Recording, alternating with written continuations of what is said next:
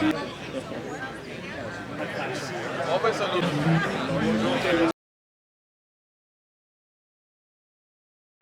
guys, welcome back to Six Cars. A little special vlog here from Monterey Car Week. This is a really cool event, so I wanted to give it its own little feature video. We are at Cars and Cocktails here at the amazing Santa Lucia Preserve up in Carmel Valley.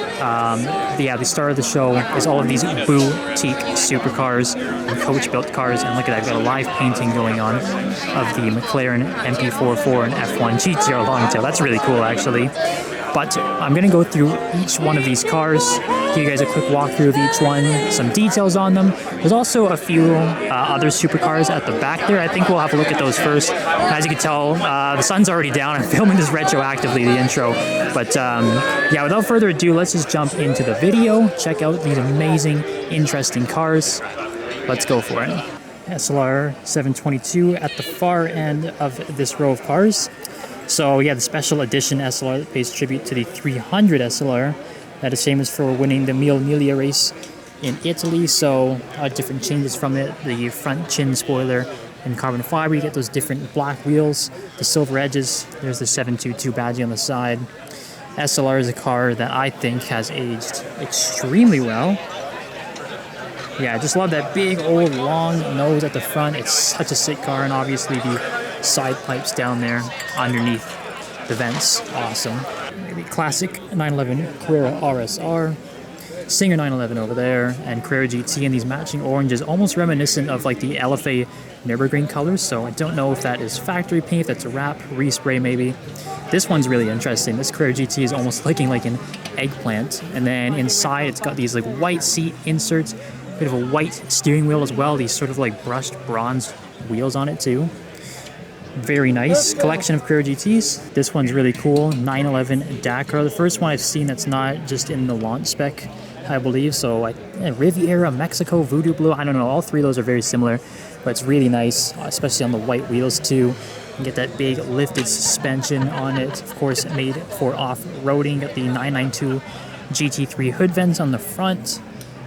Man, it's so cool. It's such a cool car. I'm very, very glad they made this sort of niche off-road supercar. They may call it the 911 Dakar. And yeah, you can see all the stone guards at the back. It's made for function, not really for being pretty, which is really, really cool to see. It's a cool Agera RS. This one's interesting to me, especially because it's actually a Canadian car. So originally delivered to, I think it was Gatineau, so like basically a border town in Quebec. That's right next to Ottawa, but it's a true Canadian spec. It's white with this like dark red carbon, really nice. The carbon fiber wheels, the white brake calipers are really nice, and actually the Koenigsegg writing on it is the same dark red as the carbon fiber accents. You've got these white inserts and steering wheel trim inside the interior, and look at that whole back end finished in that like sinister dark red carbon. Such a good looking car. Nice to be reunited with it again. I'm not sure I featured on this channel, but I did see it myself back in Canada, so it's kind of cool to be reunited with this car. I guess someone in the States has bought it now. It's here in California. We'll start off here with the boutique supercars and hypercars, the Gunther Works 993 Speedster. So I'm sure you guys are all familiar with the Gunther Works 400R Coupe. We did see one back in Orange County at the Car Week pre-game meet. So this basically just chops the top and gives it that classic Speedster look, but it's still incredibly driving and like hardcore focused Restomod 911. And yeah, look at that. I mean, everything is just carbon fiber, that nice short shifting manual gearbox. The red and black inserts on this are really sick too. I love all the carbon fiber accents. Look at this carbon fiber wheels there as well. Man, that is so nice to look at. The duckbill is nice. These big old cannons. The center exit exhaust back there. I just love this like Restomod taillight design it has on it too. So much to look at on this car. It's pretty jewel worthy. And also these just tiny little like bullet style side mirrors are just like perfect accents for the Gunther Works. So I think this is my personal favorite of all these very, very cool boutique and coach built cars. The Camaro Evo 37 paying tribute to the Lancia 037. And yeah, it's a Restomod, so just brought up to modern standards, different wheels, and the Martini livery is pretty iconic. The interior is awesome. Look at the Martini seat belts and everything too. Absolutely love that blue suede. It's so nice. And at the back, it's still pretty distinctly Lancia 037 too. I'm gonna get up close to the engine here in a second, show you guys why it's really cool. So, inline 4, 2.1 liter. It's twin charged, so turbo and a supercharger. It only weighs about 1,000 kilos too, so the thing's probably a rocket ship. I would definitely like to try this thing out, that's for sure. Okay, this one here is the Touring Superleggera.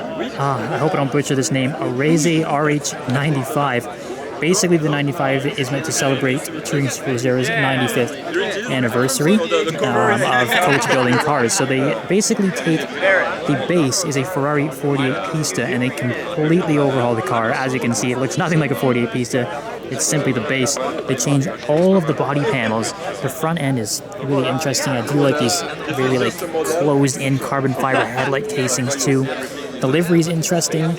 I don't think they actually upgrade or tune the engine or anything like that. It's mostly all cosmetic and visual updates made to the car. But it's really interesting looking. I do love that roof intake up there. Not really sure how many they plan on building, but it's quite interesting. And this exhaust setup down at the bottom here is really cool. It's absolutely massive back there. So sick. I do quite like that. Okay, this bad boy right here, the GT1 Signature Series, full carbon fiber. It's absolutely mental. So basically, this company has purchased the last, I think it's like the last 30 05, 06 Ford GTs off of Ford that were like development cars that are going to be getting rid of anyway, and they converted them into these track-only carbon fiber monsters. The coolest thing about this car is that the power plant is a Roush-tuned 1,400 horsepower NASCAR V8 that's twin turboed. It's absolutely mental. There it is, sitting back there behind the plexiglass. Gonna have a look at the back and a look at the interior too. But it's just so good looking. Every single angle of this car is so cool. I absolutely love the Aero Disc turbo fans on that as well. What's funny actually, you can still see the Ford emblem underneath, so you can see the original chassis is the Ford GT, but it's just been converted into this absolute weapon. So let's have a look at the back and the interior. Yeah, just have a look at the back of this thing. I mean, look how low it is. You get that humongous carbon fiber diffuser hanging off the back, this huge GT swan neck wing. I love how you can just see the transmission hanging out of the back too, sort of like Alicesto, Elemento. Everything is so exposed. It's so cool. I don't see any exhaust, so I'm assuming maybe just a working prototype. But nevertheless, my God, and yeah, I can't get enough of these Aero Disc wheels. They look so good. My goodness, the design on them is so nice too. Just suits the aesthetic of the car perfectly. Just duck down here. The car is so low, but I wanted to show you guys a bit of the interior while the window's open. It's got these carbon fiber bucket seats. Actually, there's a bit of like go-kart material inside the headrest there. Tilt. I do know they make some competition go-kart stuff too. You even got the AIM microns in there for the screens. That racing style wheel too. Everything's carbon fiber, even the seats. Check this out. We have a Restomod 928 from a French company called Naldun. I believe they are a new company. Well, new to me at least, but it does look quite nice. These new headlights really do stick out to me quite a bit. I'm not sure if they flip up or not, but it does look quite cool. I definitely love the aesthetic of it, and I think it's a 400 brake horsepower V8 that they have fitted into their new 928.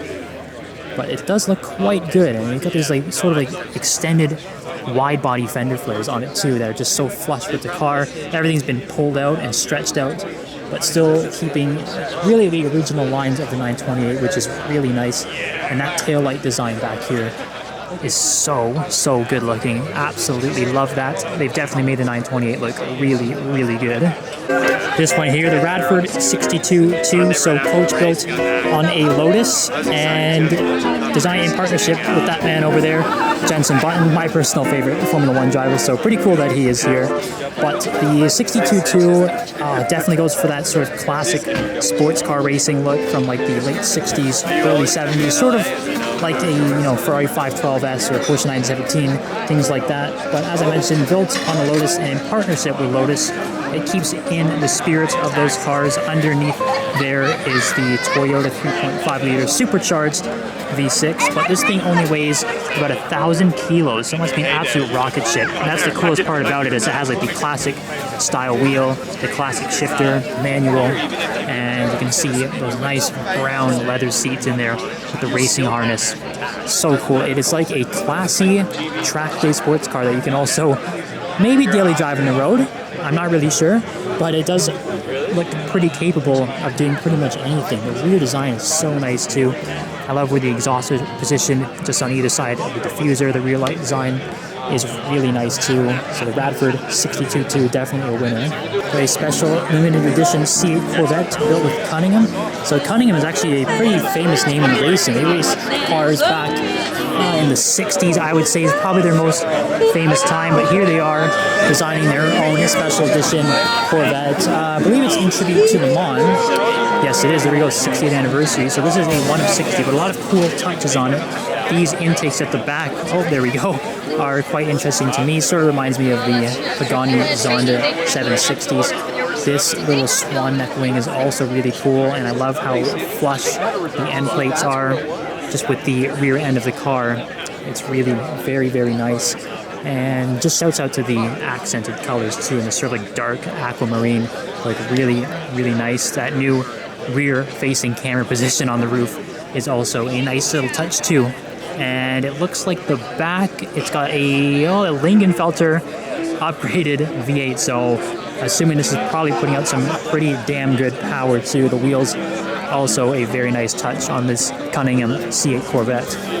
And this crazy machine here, the SSC Tuatara that we did see back at the Orange County meet, but we'll just have another look at it again. So it's just a mega car basically. It's supposedly can do about 300 miles an hour, which is quite ridiculous. We can see pretty much everything on the Tuatara is carbon fiber. This is the successor to the SSC Ultimate Era, which is pretty famous from back in the day, like one of the great American hypercars, I would say. The interior is pretty damn cool in this thing. You can see paddle shifters in there, and then you've got this insane V8 back here. I love that everything is opened up. This is definitely a much more in-depth look than we got back in Orange County.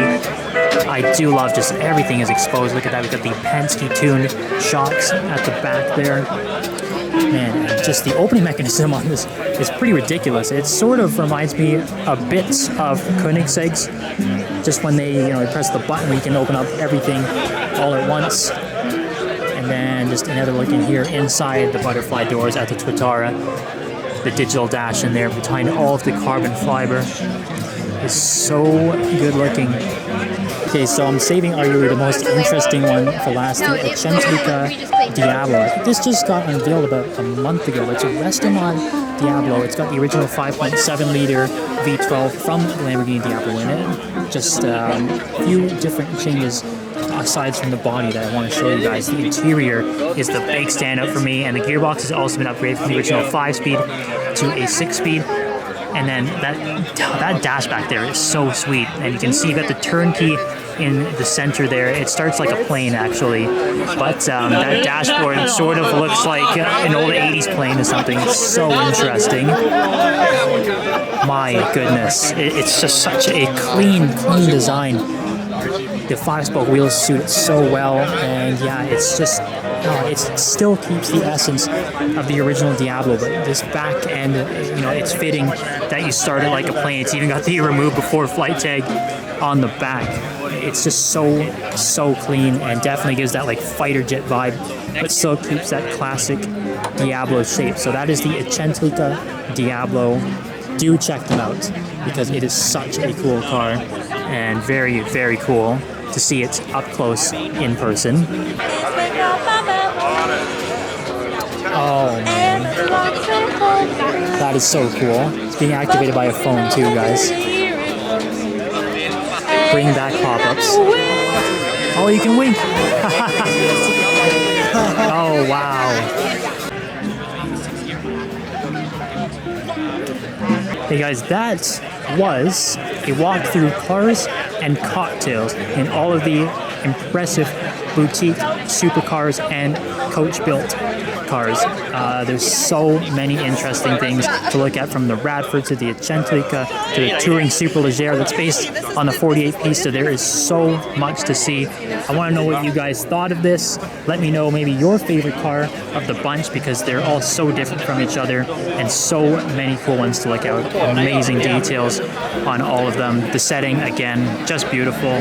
But yeah, let me know what you guys think in the comments below. Tell me your favorite. And as always, subscribe, like, comment, share, and I'll see you guys next time.